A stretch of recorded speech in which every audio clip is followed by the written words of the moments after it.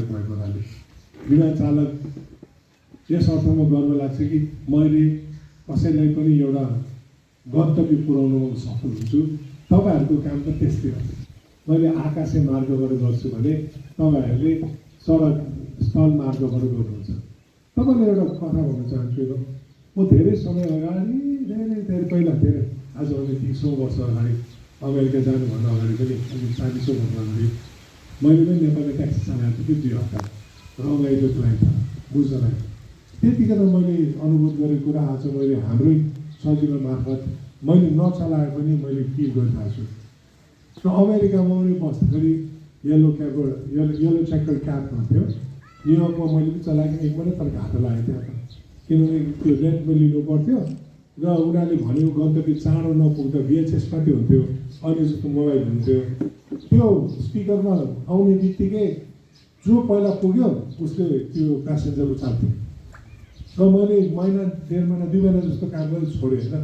तर हेर्नुहोस् न कस्तो संयोग होला, मैले त्यो दिनमा आजभन्दा 3-4 दशक अगाडि गरेको काममा आज यहाँ आबद्ध हुन पाएँ। अमिर हाम्रो CEO साहबसँग मैले उहाँलाई पनि दुःख दिएँ। मैले खास दुःख कि यस अर्थमा कि उहाँले मलाई धेरै समय अगाडिदेखि खोजिरहनु भएको थियो, भेट्ने नभेटिरहनु बसेँ र पछि भेटेर पनि हेर्दै गरेर मैले बुझ्न चाहेँ। किनकि मलाई म बन्नुमा धेरै समय लागेको छ। जस्तो पाएँ त्यस्तै टिम, जस्तो पाएँ त्यस्तै संस्थामा मैले आबद्ध भएर काम गर्नु मलाई छुट छैन।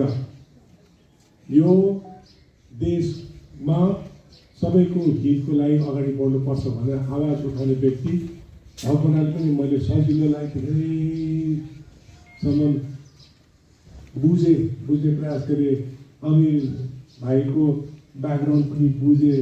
एकैचोटि मैले हात हालिनँ, तर मैले उहाँलाई भने जुन दिन म आउँछु त्यो दिन तपाईँ चिन्ता नगर्नुहोस्, म तपाईँहरूले काम गर्ने समयमा सँगै नभए पनि म तपाईँसँगै छु।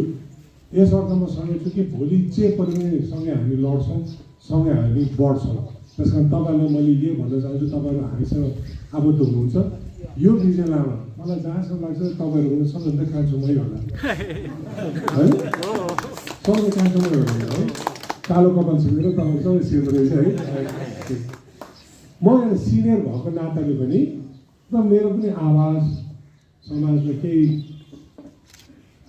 हदसम्म मानिसहरूले मलाई विश्वास गरेर सुनिदिने भएको हुनाले एउटा प्रण गर्छु कि हामी सजिलोको टिम आउनुहोस्, हामी बाबा हामी सबै मिलेर तपाईँहरूको भविष्यको सुनिश्चितताको निम्ति हामीले जे गर्नुपर्ने हो जसरी गर्नुपर्ने